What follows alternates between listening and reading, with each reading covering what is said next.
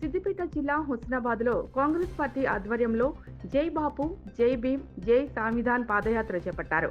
భారత రాజ్యాంగాన్ని పరిరక్షించాలనే సంకల్పంతో అఖిల భారత కాంగ్రెస్ పార్టీ పిలుపు మేరకు దేశవ్యాప్తంగా జై బాపు, జై భీమ్, జై సంవిధాన్ కార్యక్రమాన్ని చేపట్టినట్లు కాంగ్రెస్ పార్టీ నాయకులు తెలిపారు.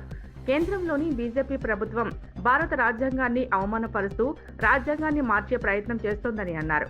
దీనికి గాను పార్లమెంటులో 400 ఎంపీ సీట్లు రాకపోవడంతో ఇప్పుడు డిలిగేషన్ పేరుతో 400 ఎంపీ సీట్ల మెజార్టీ పెంచుకుని రాజ్యాంగాన్ని మార్చే కుట్ర చేస్తోందని మండిపడ్డారు.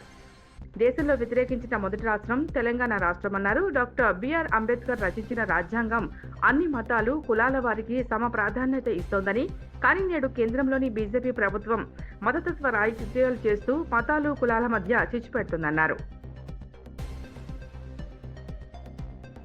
కావాల్సిన కారణం ఏంటో మనం క్లుప్తంగా వివరించుకున్నాం సార్.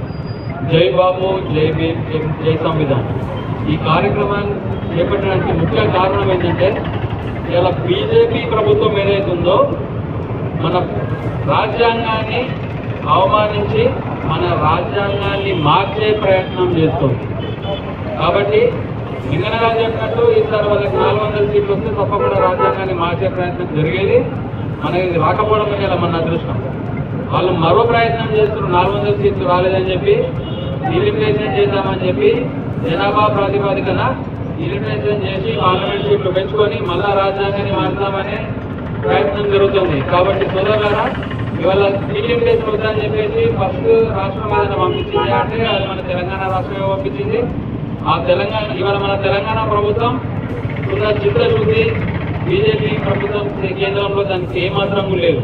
మన 75 సంవత్సరాల నుంచి మన రాజ్యాంగం రచించిన అంబేద్కర్ గారు కులాలకి, మతాలకి, లింగ భేదాలకి వేడి కూడా సమానత్వం చూసుకుంటూ అందరూ ఒకటే అని చెప్పిన కాలం అది. ఇవాళ ఈ బీజేపీ ప్రభుత్వం వచ్చినాక మతాలకు కానీ, కులాలకు కానీ, మిగతా వీటినన్నింటినీ కూడా విభేదాలు చూపుకుంటూ చుట్టుపెడుతున్న ప్రయత్నం. ఇవాళ మన అఖిల భారత కాంగ్రెస్ కమిటీ పిలుపు మేరకు ఈ జై బాబు, జై భీమ్, జై సంవిధాన్ అనే యాత్ర 1 సంవత్సరం పాటు కొనసాగుతుంది. దానిలో భాగంగా మన రాష్ట్రంలో నెలల పాటు ఇవాళ నుండి లాంచ్ ప్రోగ్రామ్ పెట్టుకోవాలండి. గడప గడపకి ప్రతి మండలాల్లో, ప్రతి పట్టణంలో, ప్రతి గ్రామంలో గడప గడపకు తీసుకుపోయే కార్యక్రమం.